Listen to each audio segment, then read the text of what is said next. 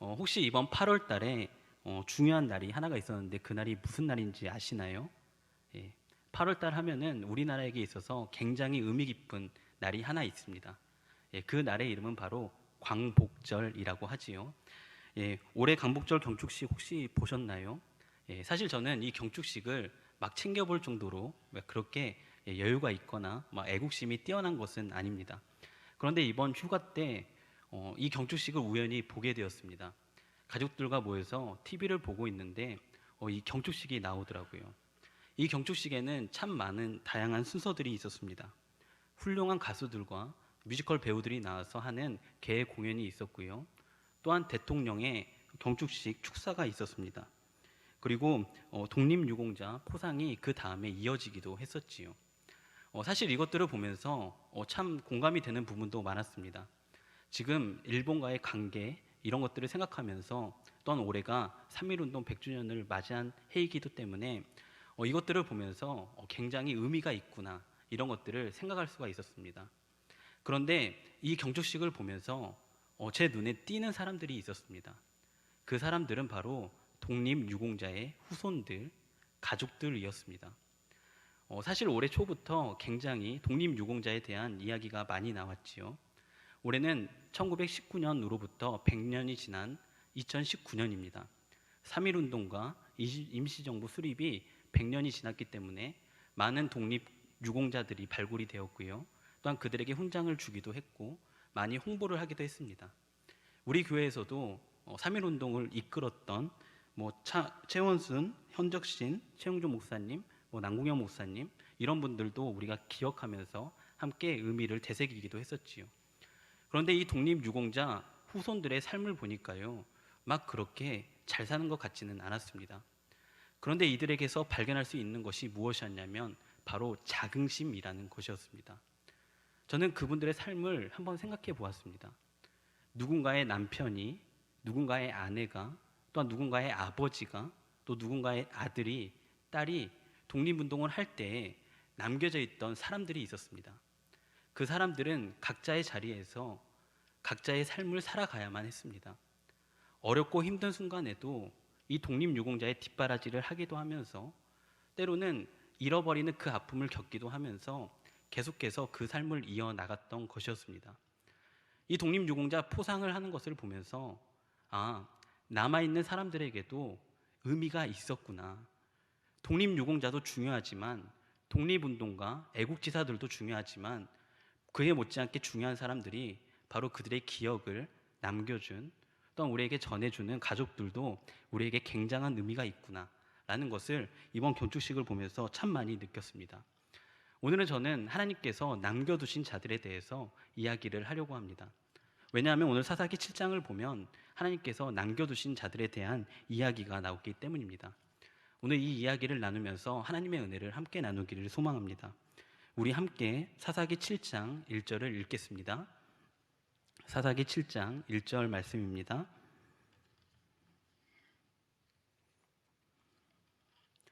한 목소리로 읽겠습니다. 시작. 여룻바알이라 하는 기드온과 그를 따르는 모든 백성이 일찍이 일어나 하룻생 곁에 진을 쳤고 미디안의 진영은 그들의 북쪽이요 모래산 앞 골짜기에 있었더라. 아멘. 오늘의 본문이 사사기 7장이 다루고 있는 것은 미디안과의 전쟁을 준비하는 장면입니다.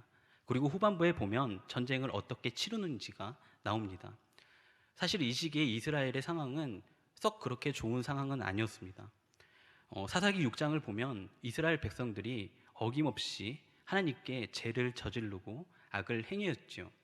그래서 하나님께서 그들을 벌하기 위해 미디안 백성들을 이기게 하셨습니다. 그런데 그때 이스라엘 백성들은 그 어려운 가운데서 다시 하나님을 찾게 되었습니다. 그때 하나님은 한 명을 세웠습니다. 그 한 명이 누구냐면 바로 기드온이었습니다. 오늘 사사기 7장은 이 6장과 이어지는 말씀인데요. 여기서도 주요하게 등장하는 인물이 바로 기드온입니다.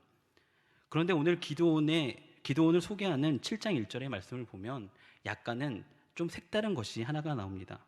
그것은 바로 기드온을 가리켜서 이렇게 소개를 한다는 것입니다. 여룻바알이라 하는 기드온과라고 말이지요. 사실 사사기 7장에서는 기드온을 이렇게 소개할 필요가 없었습니다. 왜냐하면 바로 앞장인 사사기 6장을 보면 이미 기드온을 소개하고 있기 때문입니다. 앞장인 6장 11절을 보면 기드온에 대해서 이렇게 기록을 합니다. 요아스의 아들 기드온이라고 말이지요. 누구누구의 아들 누구누구다라고 하면서 기드온을 바로 앞장에서 소개를 하고 있습니다. 그리고 그가 어떤 가문의 사람인지, 그가 어느 민족의 사람인지를 명확하게 나타나고 있습니다.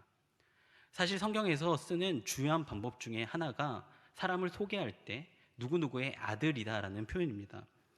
우리가 먼저 보았던 사사 온니엘을 볼 때도 사사기 3장 9절을 보면 갈렙의 아들, 갈렙의 아우 그나스의 아들 온니엘이라고 표현을 하고요. 사사 에웃을 표현할 때도 3장 15절을 보면 베냐민 사람 게라의 아들 왼손잡이 에웃이라고 표현을 합니다. 뿐만 아니라 여사사 드보라에 대한 표현도 보면 4장 4절에서 랍비돗의 아내 여선지자 드보라라고 표현을 합니다. 사실은 이렇게 표현을 하는 것이 7장 1절에서도 깔끔했을 수가 있습니다. 하지만 7장 1절에서는 이렇게 소개를 하지 않습니다. 이 기드온을 가리켜 여룻바알이라 하는 기드온가라고 이렇게 소개를 합니다. 그런데 이렇게 하는 이 사사기 저자의 목적이 있었습니다. 그것은 바로 이 전쟁이 단순히 이스라엘과 미디안의 싸움이 아니었기 때문입니다. 우리는 사사기 6장의 이야기를 알고 있습니다. 사사기 6장 32절에 보면 기드온이 여룻바알이라고 불리는 모습이 나옵니다. 우리 바로 앞장인 사사기 6장 32절을 읽겠습니다. 사사기 6장 32절 말씀입니다. 함께 읽겠습니다. 시작. 그날에 기드온을 여룻바알이라 불렀으니 이는 그가 바알의 제단을 파괴하였으므로 바알이 그와 더불어 다툴 것이라 하였음. 아멘. 예. 사사기 6장 32절에 보면 이 여룻바알이라는 이름의 뜻을 사사기 저자는 이렇게 소개를 합니다. 바알이 그와 더불어 다툴 것이다 라고 말이지요. 그런데 그 당시 성경학자들이 말하는 것을 보면 이 여룻바알이란 뜻은 그런 뜻이 아니었습니다. 원래 이 뜻이 무엇이냐면 바알이 싸운다 라는 담백한 뜻인데요. 이 뜻을 보면 바알이 이 이름을 붙든 사람을 위해서 싸운다 라는 표현이었습니다. 즉 이 여룻바알이라는 표현은 바알이 편을 들어준다 라는 표현이었지요. 하지만 우리는 사사기 6장에서 기드온의 삶을 알고 어떤 일들을 했는지를 보게 됩니다. 기드온은 하나님의 명령에 따라서 바알의 제단을 헐었고 또한 아세라의 신상들을 찍었습니다. 그래서 사람들이 붙여준 게 그는 바알과 싸울 것이다 라는 것이었지요. 이렇게 사사기 6장에서는 사사기의 저자는 이 여룻바알이라는 뜻을 약간 다르게 이렇게 표현을 합니다. 그런데 사사기 7장에 오면 다시 한번 이것을 강조를 합니다. 왜냐하면 이 기드온을 소개할 때 여룻바알이라고 소개하는 것은 기드온은 바알의 편이 아니라 바알과 싸우는 사람이다. 즉 하나님의 편에 서서 하나님을 위해서 싸운다라는 뜻이 이 안에 있기 때문입니다. 이것은 뿐만 아니라 이 이후에 7장에서 펼쳐진 전쟁이 단순히 이스라엘과 미디안의 전쟁이 아니라 하나님과 하나님을 대적하는 우상들, 바알과 아세라, 이방 신들과의 싸움이라는 것을 명백히 합니다. 그래서 그 다음에 나오는 2절을 보면 이제는 하나님께서 직접 기드온에게 말씀하시는 것을 우리가 볼 수 있습니다. 우리 그 다음 절인 7장 2절을 한 목소리로 읽겠습니다. 7장 2절입니다. 시작. 여호와께서 기드온에게 이르시되 너를 따르는 백성이 너무 많은즉 내가 그들의 손에 이디한 사람을 넘겨주지 아니하리니 이는 이스라엘이 나를 거슬러 스스로 자랑하기를 내 손이 나를 구원하였다 할까 함이니라. 아멘. 사사기 7장 2절을 보면 하나님께서는 이제 전쟁 준비를 위해서 미디안 진영 앞에 있는 기드온에게 이렇게 이야기를 합니다.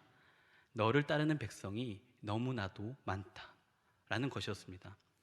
사실 전쟁을 준비하고 있는 기드온에게 또한 이스라엘 백성들에게 이 말은 참 맞지 않는 이야기일 것이었습니다.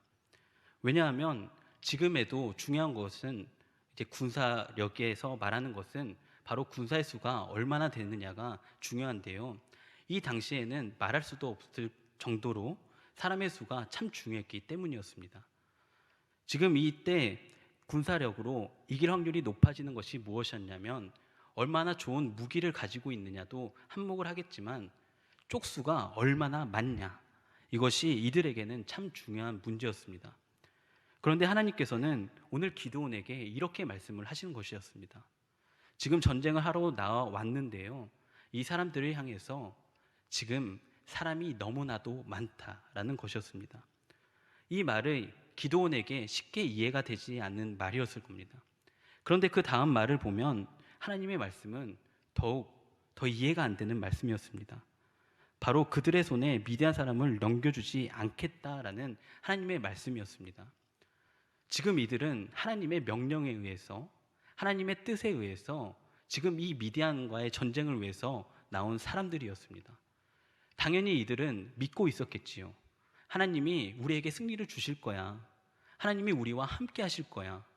그런데 하나님은 오히려 그들을 보면서 너무 많다, 나는 그들을 너희의 손에 넘겨주지 않겠다 라고 오늘 기드온에게 말하는 것이었습니다. 사실 이 말만 들으면 되게 이해가 안 되고 상식적이지 않은 말임은 분명했습니다.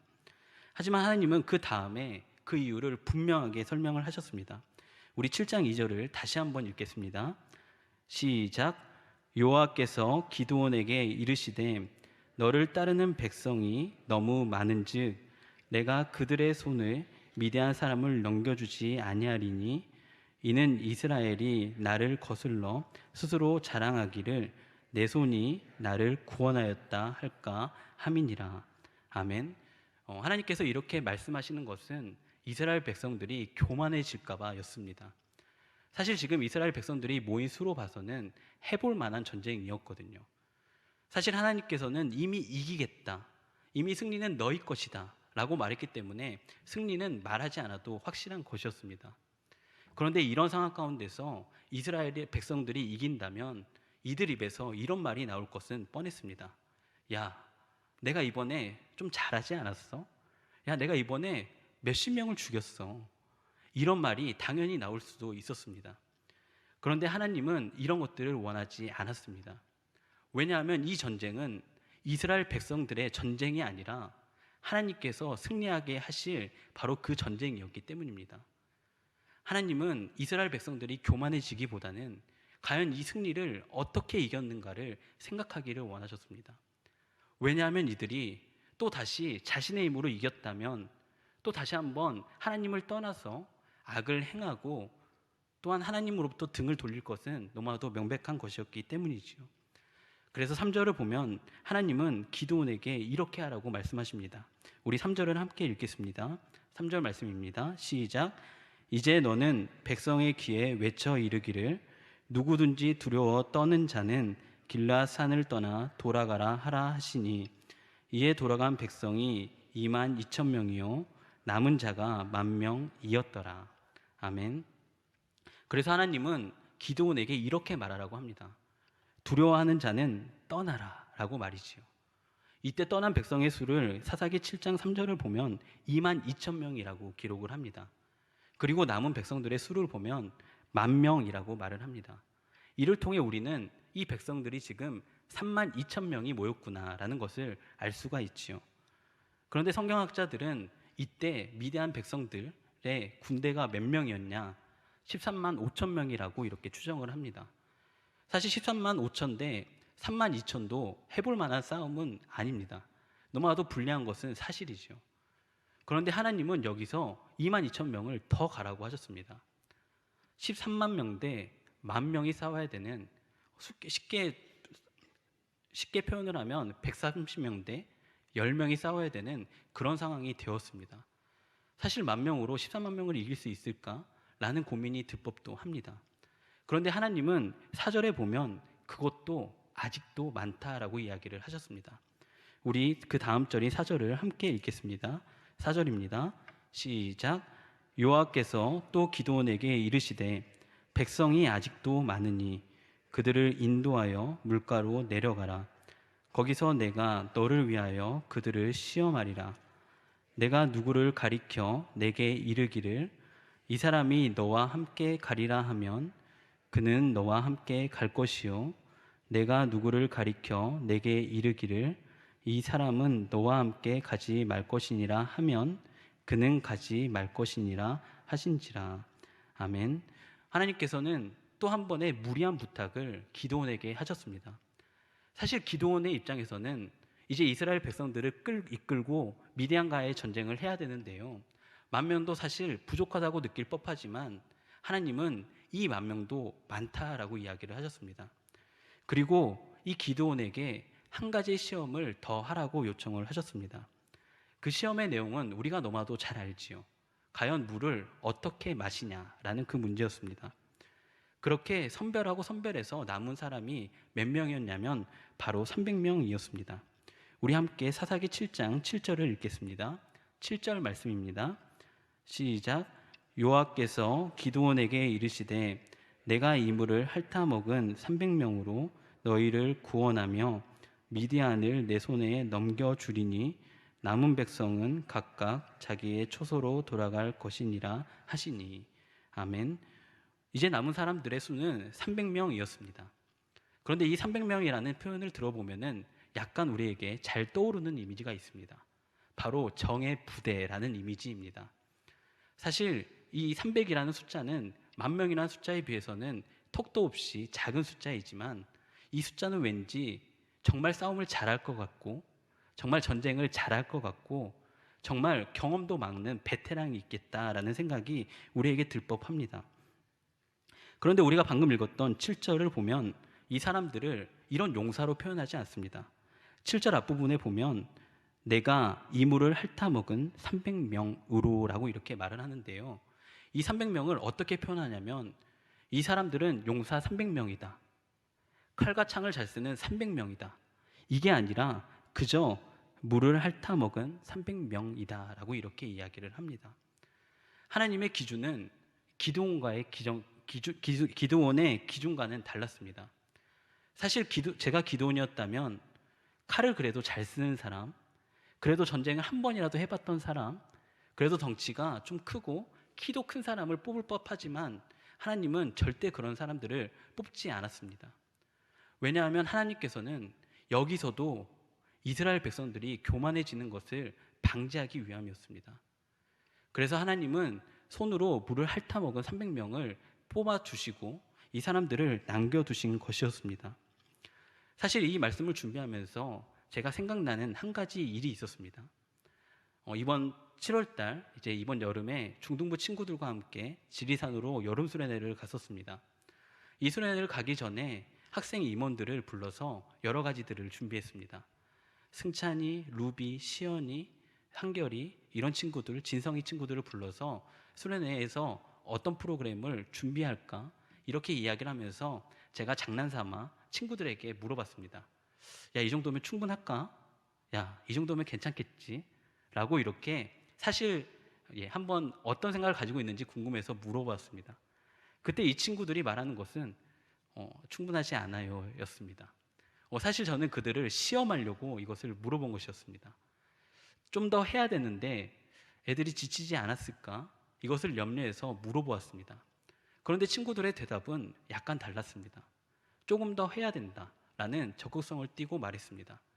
제가 생각하는 친구들의 생각과 친구들이 생각하는 친구들의 생각은 전혀 달랐던 것이었습니다. 그런 것처럼 오늘 말씀을 보면서도 하나님의 생각과 기도원의 생각이 다를 수 있었겠구나. 하나님의 뜻은 기도원의 뜻을 넘어갔겠구나라는 것을 보게 되었습니다. 오늘 사사기의 저자가 말하는 것이 무엇이냐면 하나님께서는 자신을 바라볼 사람들을 필요로 하신다는 것이었습니다. 교만한 사람들을 찾으시는 것이 아니라 그 사람들을 남겨두는 것이 아니라 오히려 하나님의 뜻에 맞게 남겨두신 자들을 찾으신다는 것을 오늘 말씀을 통해서 알게 되었습니다. 그런데 사실 여기서 이 300명을 간과하지 말아야 될 것 한 가지가 무엇이냐면 이들은 이 전쟁을 치르러 왔다는 것이었습니다. 13만의 군대에 맞서서 비록 3만 명인 숫자였지만 이들은 지원했고 떠나지 않는 사람들, 용감한 사람들이었다는 것입니다. 그런데 성경이 강조한 것은 이 사람들의 용감함과 담대함을 말하는 것이 아니라 이 사람들의 자세를 설명하면서 이 사람들의 자세가 하나님께 합당한 것임을 오히려 말해주고 있는 것입니다. 오늘 우리도 하나님만 바라보는 그런 자세를 가지기를 간절히 소망합니다. 이어서 9절에 보면 하나님께서는 이제 이렇게 말씀을 하십니다. 우리 함께 9절 말씀을 읽겠습니다. 시작. 그 밤에 여호와께서 기드온에게 이르시되 일어나 진영으로 내려가라. 내가 그것을 내 손에 넘겨 주었느니라. 아멘. 하나님께서는 300명을 남겨두시고 이제 기드온에게 미디안의 진영을 주겠다라고 이야기를 하셨습니다. 그런데 그날 저녁에 하나님은 기드온을 따로 부르셨습니다. 그래서 기드온에게 이렇게 일렀습니다. 너는 일어나서 미디안 진영으로 내려가라 라고 말이지요. 사실 이 말이 기드온에게 있어서는 참 무서운 말일 것이었다는 생각이 듭니다. 왜냐하면 이 13만의 군대에서는 너무나도 당연하게 보초를 쓰는 경계병과 보초병이 분명히 있을 것이었기 때문입니다. 하지만 하나님은 기드온 혼자 거기로 내려가라고 지시를 하셨습니다. 우리는 그 다음 절에서 기드온의 두려움을 살짝 볼 수가 있습니다. 우리 함께 그 다음 절인 10절을 읽겠습니다. 10절 말씀입니다. 시작. 만일 내가 내려가기를 두려워하거든 내 부하 불화와 함께 그 진영으로 내려가서. 아멘.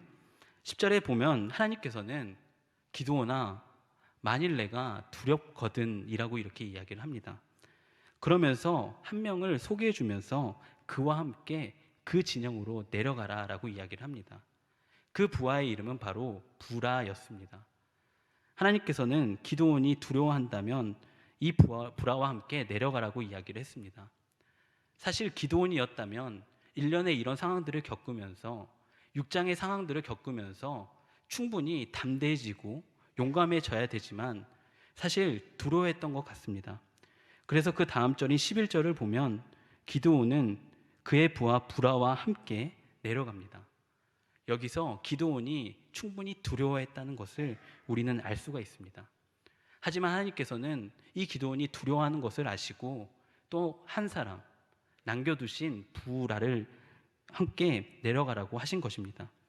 그런데 참 놀라운 일이 이 미디안 군대 가운데 있었습니다. 우리 함께 사사기 7장 13절과 14절 말씀을 읽겠습니다. 13절과 14절 말씀입니다. 시작. 기드온이 그곳에 이른즉 어떤 사람이 그의 친구에게 꿈을 말하여 이르기를 보라 내가 한 꿈을 꾸었는데 꿈에 보리떡 한 덩어리가 미디안 진영으로 굴러 들어와 한 장막에 이르러 그것을 쳐서 무너뜨려 위쪽으로 엎으니 그 장막이 쓰러지더라. 그의 친구가 대답하여 이르되 이는 다른 것이 아니라 이스라엘 사람 요아스의 아들 기드온의 칼이라. 하나님이 미디안과 그 모든 진영을 그의 손에 넘겨 주셨느니라 하더라. 아멘. 이제 기드온이 살짝 두렵지만 불화와 함께 미디안 진영 앞으로 가게 되었습니다. 그런데 그곳에서 기드온은 참 놀라운 광경과 참 놀라운 이야기를 듣게 되었습니다. 그 이야기는 바로 미디안 병사 2명이 나누는 이야기였습니다. 그 이야기를 13절에 기록하고 있는데요. 병사 한 명이 저녁에 전쟁을 준비하다가 이제 잠을 잤던 것입니다. 그때 한 꿈을 꾸었는데 한 떡 덩어리가 이제 미디안 진영으로 굴러 들어와서 그것을 쳐서 무너뜨려서 그 장막이 쓰러졌다는 이야기를 한 것입니다. 사실 이제 전쟁을 그 다음 날에 치러야 되는데요. 이 이야기는 굉장히 불길한 꿈임엔 분명합니다. 왜냐하면 이 꿈은 지금 어떤 것을 시사하고 있기 때문이지요. 그런데 놀라운 것은 14절에서 그 다른 미디안 친구 한 명이 이것을 이렇게 해석한다는 것입니다. 그의 친구가 대답하여 이르되 이는 다른 것이 아니다. 이스라엘 사람 요아스의 아들 기드온의 칼이다. 그런데 그 다음에 나오는 말을 보면 하나님이 미디안과 그 모든 진영을 그의 손에 넘겨주셨느니라 하더라라는 것이었습니다. 지금 사실 있어서는 안 될 이야기입니다. 지금 미디안과 이스라엘의 싸움에서 이 미디안 병사가 말하는 것은 말해서는 안 될 겁니다. 왜냐하면 군의 사기 저하를 시킬 수 있는 그런 것이기 때문이지요. 그런데 더 과거는 무엇이냐면 그 병사의 친구가 그 역시도 미디안 병사였을 것인데 하나님에 대한 이야기를 하고 또한 기드온에 대한 이야기를 한다는 것이었습니다. 사실 지금 일어나서는 안 될 일이 이 미디안 진영에서 일어나고 있는 것이었습니다. 기드온은 가만히 그 이야기를 듣게 되었습니다. 사실 기드온도 믿기지 않겠지요. 왜냐하면 미디안 진영은 당연히 바알과 아세라, 이방 신들, 우상숭배를 하는 것이 너무나도 당연하기 때문입니다. 이들의 입에서 하나님이 나온다는 것은 마치 우리나라 불교에서 하나님의 이름이 나오는 것 같은 그런 충격을 주기 때문입니다. 그런데 그 일이 지금 내려가 있는 기드온에게 생기고 있는 것이었습니다. 이 말을 들은 기드온은 이제 확신이 생겼습니다. 아, 하나님이 남겨두신 것에는 이유가 있구나. 300명을 남으라고 했는 것은 이유가 있었구나. 하나님은 이 미디안 백성에게도 하나님께서 남겨두신 자들이 있었구나 라는 확신을 가지게 됩니다. 그래서 그 다음 절인 15절을 보면 기드온은 국군과 해몽하는 말을 듣고 바로 하나님께 경배를 올려드립니다. 이제는 이 전쟁이 나에게 있는 것이 아니라 하나님께서 확실하게 승리하시는구나 라는 것을 깨달았기 때문입니다. 그래서 그 즉시 이스라엘 진영으로 돌아가서 이르되 이렇게 이야기를 합니다. 우리 사사기 7장 15절을 함께 읽겠습니다. 사사기 7장 15절 말씀입니다. 시작. 기드온이 그 꿈과 해몽하는 말을 듣고 경배하며 이스라엘 진영으로 돌아와 이르되 일어나라. 여호와께서 미디안과 그 모든 진영을 너희 손에 넘겨주시느니라 하고. 아멘. 이제 기드온은 확신에 차서 백성들에게 이렇게 이야기를 합니다. 이제 미디안을 하나님께서 너희 손에 넘겨주셨다. 기드온은 이 전쟁이 자신들의 전쟁이 아니라 자신들을 뛰어넘는 하나님의 전쟁이라는 것을 확실히 깨닫고 이제 이것을 알려주는 것입니다. 그래서 그 다음 절에 나오는 18절에 보면은 기드온은 이렇게 말하라고 지시합니다. 이르기를 여호와를 위하라, 기드온을 위하라 하라 하니라. 아멘. 기드온은 여호와를 위해라 라고 직접적으로 이제 말할 수 있는 것이었습니다. 이제 말씀을 정리하고자 합니다. 오늘 말씀에는 여러 남겨두신 자들이 나옵니다. 하나님은 하나님의 뜻을 갖고 여러 사람들을 남겨두셨습니다. 이스라엘 백성들이 악을 저질렀지만 하나님께 돌아오고자 했을 때 하나님은 기드온이라는 사사를 남겨두셨습니다. 그리고 이 기드온이 하나님의 전쟁을 치르기에 앞서서 하나님의 백성들을 남겨두시고 함께 싸울 300명을 남겨두셨습니다. 그리고 혹시나 기드온에게 이 두려움이 해결되지 않을까 봐 함께 내려가게 만들 부와 부라도 함께 준비를 하셨습니다. 그리고 하나님께서 또한 남겨두신 자들은 바로 하나님의 꿈을 꾸게 했던 또한 해몽을 하게 했던 미디안 병사들도 하나님은 미디안 진영에 남겨두셨습니다. 오늘 말씀에서는 이 남겨두신 자들을 통해서 과연 이들을 누가 남겨두었나, 과연 이 전쟁을 누가 치를 것인가, 이것을 명확하게 이야기를 합니다. 바로 하나님께서 하시고 하나님께서 승리하실 것이다 라는 것을 7장 1절부터 이렇게 말을 하는 것이지요. 사실 우리는 말씀을 통해서 알게 되는 것들이 있습니다. 창세기부터 요한계시록까지 하나님께서는 참 많은 성경의 인물들을 남겨두셨다는 겁니다. 아브라함을 남겨두셨고, 또한 신약시대에 가면 예수님의 12제자를 남겨두셨고, 또한 바울을 남겨두셔서 하나님의 나라와 하나님의 뜻과 예수 그리스도의 복음이 전해지게 만들었습니다. 오늘 우리가 말씀을 보면서 알아야 할 것이 한 가지가 있습니다. 바로 우리들도 하나님께서 남겨두신 자들이라는 것입니다. 우리는 오늘 하나님께서 하나님을 나타내기 위해서 남겨두신 자들입니다. 이 시대는 사실 사사기 시대와는 크게 다르지 않는 것 같습니다. 여러 많은 신들과 여러 많은 철학들과 너무 많은 지식들이 하나님을 믿지 못하게 하기 때문입니다. 그런데 그런 상황 가운데서도 하나님은 사사 기드온을 남겨놨던 것처럼 300명을 남겨놨던 것처럼 오늘 우리를 여기에 남겨두셨습니다. 우리를 교회로 남겨두신 이유는 우리를 통해서 하나님을 나타내라고, 예수 그리스도의 손과 발이 되라고 우리를 남겨두셨습니다. 오늘 우리가 이것들을 기억하며 다시 한번 삶의 터로 나아가기를 소망합니다. 우리 성도님들의 삶의 터와 일의 터에서 하나님을 나타내는 하나님의 남겨두신 자들임을 잊지 않고 살아가시기를 간절히 소망합니다.